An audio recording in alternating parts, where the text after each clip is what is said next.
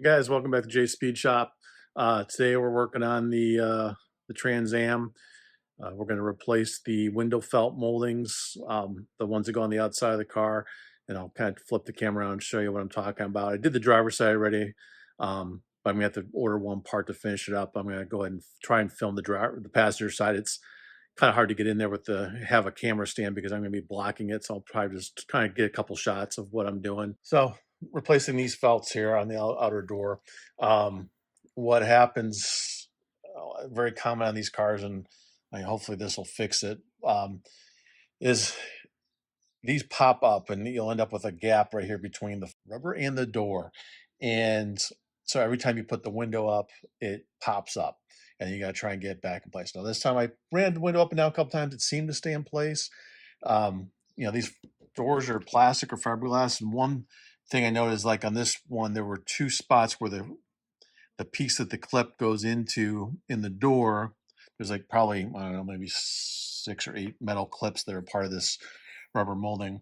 The part where it goes into the door in two spots, like I think one right here in the kind of the middle, and then one up here, actually the very front one.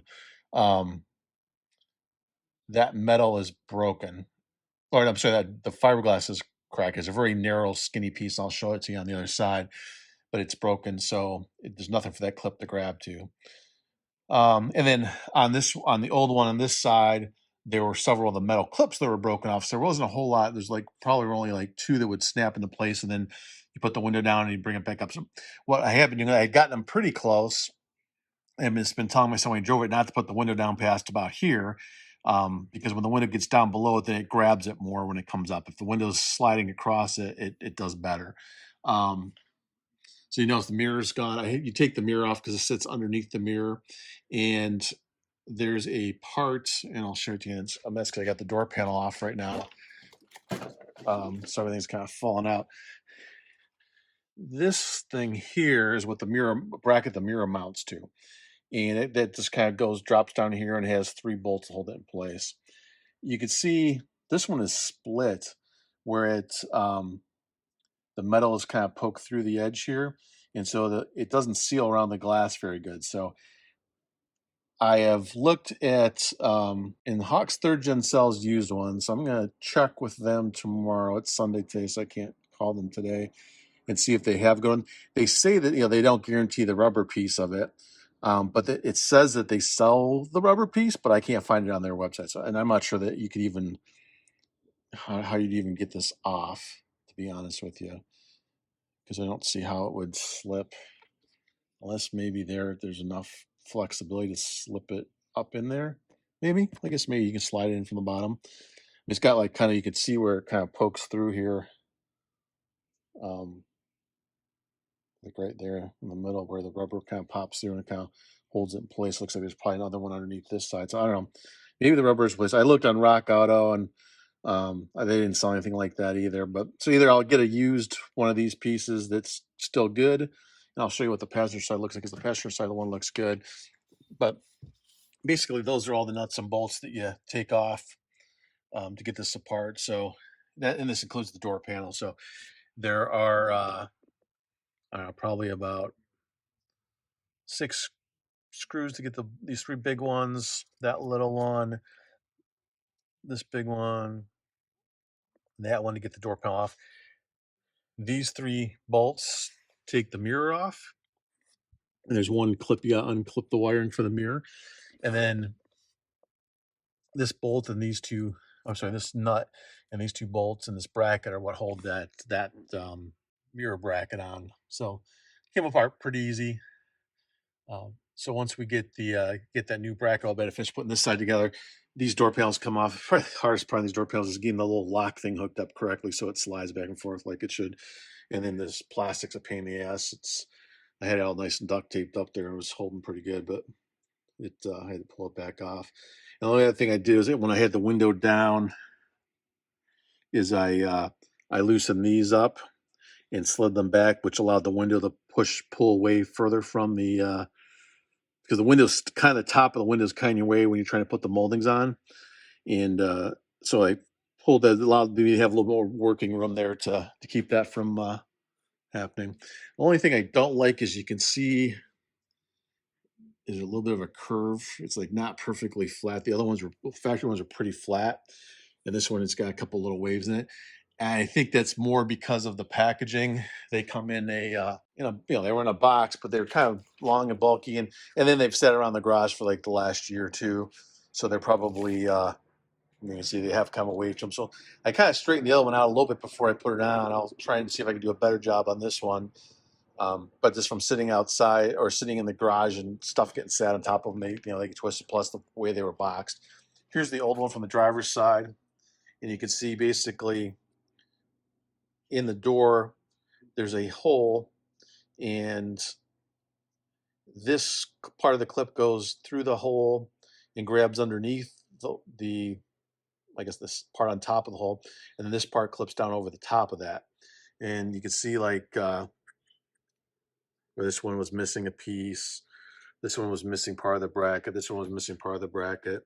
And then in the case of this one here, the part in the door that it grabs is missing. Not too much I can do about that without trying to refiberglass them. I guess that's a possibility, but we're gonna give it a shot like this. The other option is once you get these in is to probably put a little bit of glue or something on the underside or some epoxy and try and hold them down if they don't stay down. But I'm hoping they're gonna stay.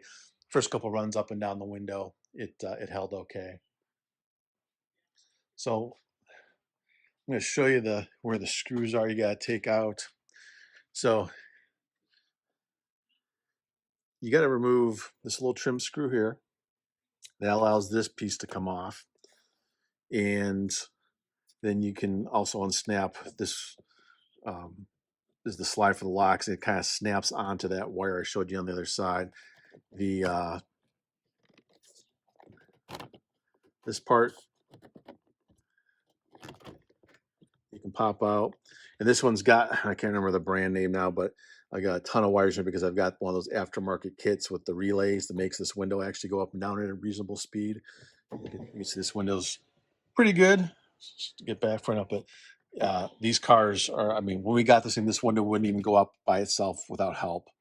And it's just that the wiring is not heavy duty enough, so they make a kit. And you can do both sides, but our driver's door is pretty good. But now the passenger door is faster than the driver's door now. Anyways, this relay kit that you basically get power directly off the battery and run it back to some relays that get built in here. And you can see actually I made my own little bar here. This was broken off. This is what these clips clip to. And I actually kind of epoxied my own little piece in there to hold that. It seems to be holding.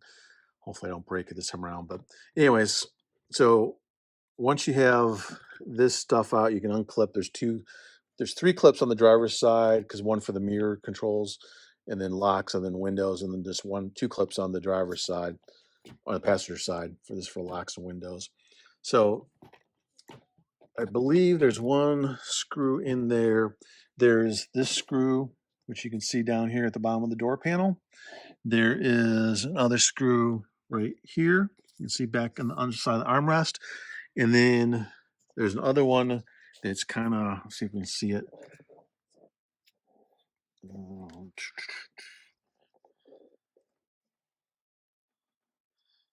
I can get the angle on it, but it's basically right back in here, kind of tucked between the door pocket and the armrest. And that's kind of what basically screws in right here. So it kind of gives your armrest something, a good pull. So I think those are the main ones. And then the door panel just actually sits in some hooks. It might have, I'm trying to think if it even has any Christmas trees. We'll go look at the other one real quick. No, but you can see these hooks. So basically these hooks, that one's kind of broken off. You got these hooks and they go up the back side of the outer edge of the door. There's another one up here. Those basically hook in spots on the door, and that's what holds it in place. So once you get those screws out, the door panel just kind of lifts off pretty easy. It's not too bad. So I'm going to go ahead and oh yeah, then you got to do the screw here so you can get to the mirror bolts. That's another one you got to take off. So I'm going to start disassembling, and then I'll kind of catch you guys up. Okay, so once you get the initial bolts off, so again, we got the one that's up here under the armrest, got the one down here in the corner of the armrest, we got the one down here. We took off the small one up here that holds that piece of plastic on. So now you can see the exposed the three bolts or the three nuts for the mirror. Then you can see the wiring here. We'll clip that once we get the door panel off. And then once you get this all off, you get this trim piece off, you can see there's one more screw down there in the handle. And then once that one's out, then this will just lift off. And these are not the couple, these are not the factory screws. When I was doing the wiring and the wiper, I put new wiper or not wiper motors, new window motors. And this is that was my first attempt to make the windows faster. I thought the motors were worn out, but it turned out at least one of them had already been replaced once. I think maybe even both of them had. Don't remember for sure. It's been a while. See, once that's done, then this whole door panel just pretty much lifts off. And oops, hold on. We gotta feed these wires through the thing here. So I'm gonna shut the phone up. We gotta feed these wires through this spot here so that you can remove the door panel completely. Once the door panel's removed, then you can see it's got the plastic peel back. Again, I've had this off a couple times, so I've had to tape it versus the factory's kind of glued down. But eventually that stops coming off and sticking back. So then there's a quick connector here that I don't remember exactly how that worked, but so that's it. Just a little tab to pull on the side, and you can disconnect that so it gets your mirror off. I found that I needed to take that window bracket off. So I'm just going to take the mirror off separately like I did before, just so it's not banging around. But I did have to I felt like I had to take that bracket off to get the molding off under the other side. This molding is better, as you can see. Well, I was talking about how it pops right there. You can see what it does. This one has been better than the driver's side. The driver's side was worse. This one stayed in a little bit better, but still popped up. So hopefully with the stronger clips on these new ones, it'll be better. But basically, we're just gonna peel back this plastic, maybe just a little bit to get to that other bolt right there for that. But now I think about it, I don't know that I really. We'll see. I did stick a piece of wood down to kind of push the window. The window naturally wants to go pushes up against this rubber molding, so it's kind of in your way when you're trying to snap the new one down. I did loosen these brackets and slide them back on the other side, but the window still springs that way. So I kind of stuck a piece of wood down there and wedged it between there's like you can't really see it, but there's kind of a safety bar that goes across the door, and wedged it between the glass and the door that kind of keep it pushed over here closer to me, so that I had room to put the molding in. One thing I did find on the molding too, and I'll show you real quick before I forget. On the driver's side, the rearmost clip was not quite in the right place. It was like a 16th of an inch off, probably, trying to get this to snap down. It was like it wasn't lining up with the hole. It was close, but just off that little bit. So what I did on that one, where it was kind of not lining up, was I took a pair of snips. I just snipped a little corner off of that, enough to make it just a little narrow, and it snapped right in and seemed to be good. So hopefully that was the only issue I had to deal with there. But hopefully this side won't be like that. But that is something I ran into on the other side. So yeah, this door's panel comes off pretty easy. We'll do the three nuts up there to hold the mirror on, take the mirror off, and then we'll at least loosen up that bracket. And again, the brackets, it's these two bolts right here, and then there's a nut that is right down here. And then and you can see, I think I showed you can see how nice this one kind of wraps right around the window, where the other one's kind of split wide open because the metal has broken through the rubber. And it's probably just a function of the driver's side window going up more often than the passenger side, as people go through drive-throughs or whatever. That probably is what wore it out.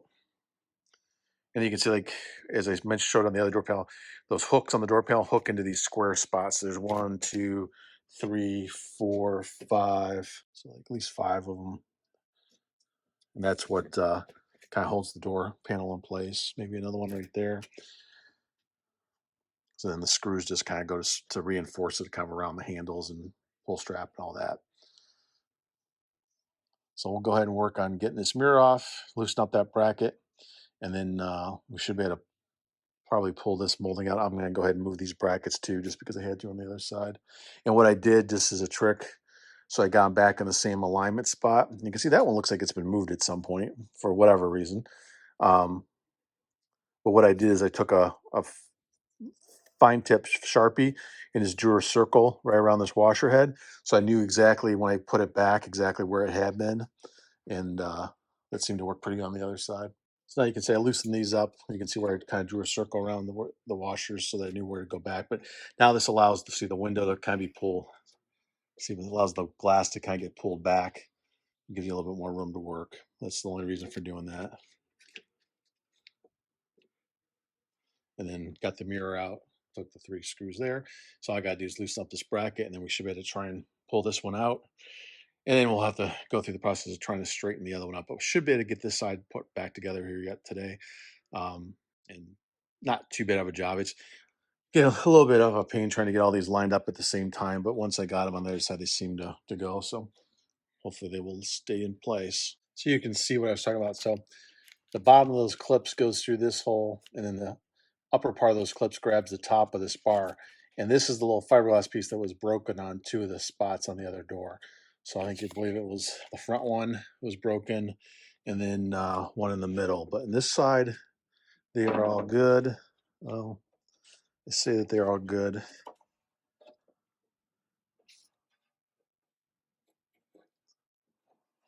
One in the back's a little bit thin, but it's still there. So that's the one that wasn't grabbing. But see, it's kind of a tight fit to try and get that all squeezed in. But if we're able to pull the window away, it gives us just enough room to try and get it in there.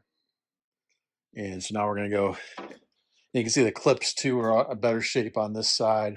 None of them were, I don't think any of them were broken. So they're all pretty good shape. And compared to the other side, and that's why this side stayed in better. So, but part of it's just probably from the rubber being old, it was stiffer and caused it to come up with the window versus letting the window slide past it.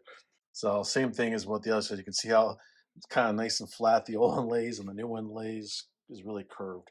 So now we're going to try and kind of work those curves out of it and try and get so it follows that same shape as the old one, and then hopefully it'll come back in. Hopefully the clips line up a little bit better than the old one did too.